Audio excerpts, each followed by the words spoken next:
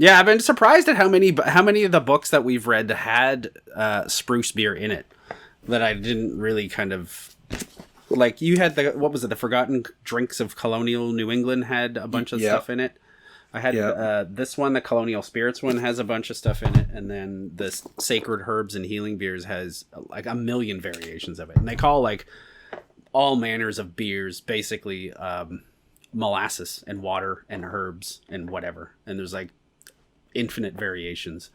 So it's kind of like back then it was like, grain I guess was hard to come by, so you get molasses, which was easy to come by, and kind of start using that. And it's funny because it was like it started out kind of like pushed as a health tonic, like I don't know, out of necessity. Like Jacques Cartier would remember those, like, when he first started exploring and shit, and all those people were dying, and the indigenous people were like, hey, what, you guys are dumb, just take these things and boil them in some water and you won't die. And like, fantastic idea. This is a great invention I just invented. Thank you. Yeah, exactly. Although I wonder what the health... I mean, obviously, it did actually help some of his crew not die from scurvy. So there's got to be something to it. But I wonder how much of a health drink it actually was. Yeah, maybe it was just the fact that it was something boiled that had a vitamin in it of any sort. And, they had none. Because the ship's biscuits and cured meat wasn't enough. Yeah, really though. And then, kind of like later on through history, it kind of like was adopted as like a health tonic, but then also added to beer, like the molasses type beer. But yeah, and like the spruce essence, I remember seeing like old bottles of it in advertisements, like the old Canadian ones were. I don't know why the Canadian, maybe it's just because we had a lot of trees or something. I don't know why the Canadian one was any better, but it was also maybe kind of like maybe the climate was. Yeah, you had a better climate for those types of trees. Yeah, I mean, I like fir, to be perfectly honest, more than the spruce. I find it's kind of some kind of spruce, and maybe I'm picking the wrong kind. I find it kind of catty. You know what I mean? Kind of has like that kind of catty type of smell. Whereas fir, I guess maybe it's the type of spruce that I'm selecting too. Like I like the fir because it's kind of more Christmassy. You know what I mean? But I've come across numerous references where soldiers were actually, if they couldn't be given beer, they were given molasses and spruce essence so that they could make their own whilst they were traveling.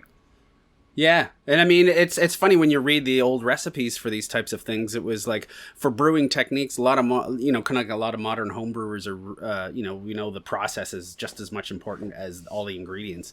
And back then, the process was really nondescript in a lot of these things. It's like boil this, add this, and then wait until it's done. And that's about all you get. Yeah, a lot of the recipes I've seen, they boiled the spruce for way longer than I would. And when we did the fir or the spruce syrup for the cocktails, I was just boiling water in a jar with the branches in it. Right. And that was it. So I didn't boil it for very long at all. Yeah. I tried that when I boiled it for a while, but I don't know. I found it kind of lost, actually, flavor of the leaves, and you get more of the flavor of the wood and the stem and all that other stuff, which I don't really like. I could kind of see it being back then as well, as if somebody had a reputation. Oh, you made this once before and it was great. It's now your job forever. Whenever we go away. You made something that we can drink that had alcohol and we didn't die. Yeah, so, John, that's your job forever. Then one time John was sick, like, Steve, your stuff's terrible. Never touch it again. This stuff tastes like shit. And then we kind of, like, the more we read, it kind of became like a staple for a lot of the British Royal Navy, the Canadian Armed Forces and Navy back then. They all had, that was kind of like, I guess it was just a cheap, easy drink to make anywhere you are. Yeah. They all had molasses and stuff like that. Yeah, so this latest one that I did, it should be ready. So I didn't use the spruce, I just used hops instead, because I was kind of curious to see if you could make a somewhat palatable version. I tried one maybe a week ago? And it still had the iron taste to it. Like, I thought the amount of, this might go all over the fucking place. The first one was very irony. It was like a cup of cold blood. Yeah. It was a really acquired taste, that's for sure. Yeah. This is gonna fizz like fucking crazy, too. Right. See if we can get it on camera. Oh, fuck. Look at that. That looks like a flip. It does. It's weird, like giant bubbles too. That's Yeah. really I can see them. It does kind of look like those old pictures when you see guys kind of standing around with the big giant frothy cups. But that I always thought was like flips, or with Spruce Beer, the King Cali or something like that, which is basically like, Spruce Beer with rum and then egg and sugar and whatever the hell else they put in it. Something we'll try at a later date. It doesn't smell bad.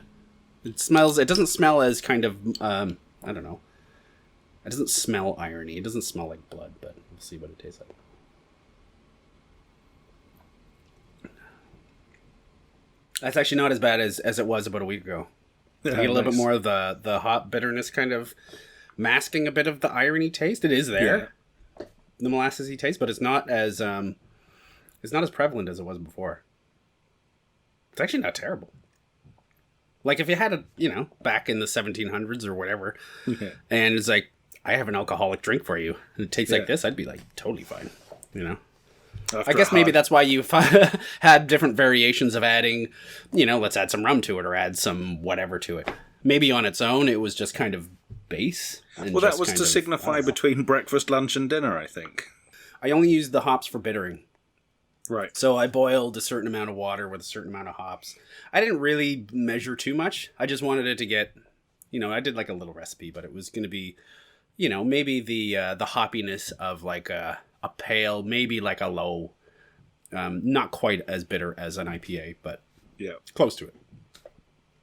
And I didn't do any flavor or any aroma additions or anything like that, kind of like a beer. So it just, I don't know.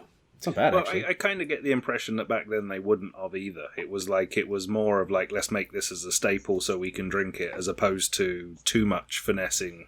I think this is some sort of Hogwarts type of thing. I don't know what it is. I don't know if that means I'm now a Hufflepuff or what, but probably there's a big H on there. Is it? Fuck knows. You know what? It's funny because it didn't look like it was fermenting as kind of vigorously as a beer, but in about less than a week, it was more or less done. There was I left a little bit of the residual sugars in there, not didn't make it super dry because I was gonna bottle it, but I wasn't gonna prime it or anything, add any more sugars. Right. So the amount of sugars were already in there, and then I think the first one I tried was about a week after I bottled it. Typically, if I'm bottling a beer, I would try like 2 weeks or something like that. This wasn't blackstrap molasses, was it? No blackstrap. This is just all fancy. Yeah. All fancy molasses. The blackstrap was the really irony. Yeah. And I wonder what, I don't know enough about, I guess there'll be more research, enough about the types of molasses that were a little bit more readily available back then and what they used. You're stuck in a cabin somewhere and you got a sweetener of some sort. That's probably making your beer, I would imagine. We've got sweetener and we're surrounded by trees. Yeah, exactly. We'll drink them all. Yeah, and that was when we were reading that article from... yes. I'll bugger up the name now. She's an associate professor at Brock University and director of graduate studies. Yeah, she had the article on the Calibogus. Yeah. And then kind of in her article, she was mentioning that it was kind of like sold as like a health tonic and kind of like touted as one, but probably more just like we need beer if we're gonna live on this planet. Look at it. When I give them all this drink, they're all cheerful and happy and singing songs. They must feel great. I think with a little bit of finessing and like a little bit more, maybe some, some flavoring additions of hops or spruce essence, and then maybe a little at the end when you bottle it to have a little bit more of the fresh kind of taste in it. Well, I guess we'll just, every time we make one, we'll let people know what we're doing. Keep trying different variations. But this is literally just molasses, water, and hops. And I mean, you could use, if you don't have hops, you could just go out and grab fir trees. Yeah. Spruce tips and just boil them in water and then add that to it. And then, put it on some yeast and then... There was a lot of different herbs that were used as bittering herbs other than hops. Because in the like the old style gruits and shit like that. There was a myriad of things like bog myrtle and I don't know. I want to use that just because I like saying it. I have some still. I found some from it's growing all around Arrowhead Lake. Oh, okay, yeah. I picked a bunch of it there when last time we were there. I just got it's all dried, but it's stuck in a bag somewhere. I wonder if kind of house recipes were pretty variable.